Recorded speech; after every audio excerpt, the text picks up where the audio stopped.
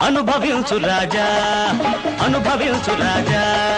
పుట్టింది పెరిగింది పుట్టింది పెరిగింది ఎందుకు అందుకే అనుభవించు రాజా అనుభవించు రాజా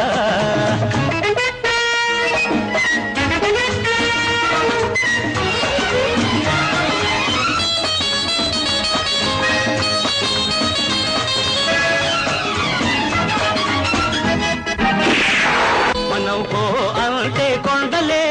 ఓహో అంటాయి ఓహో మనోహో అంటే కొండలే ఓహో అంటాయి మనం రమ్మంటే మబ్బులే దిగి దిగి వస్తాయి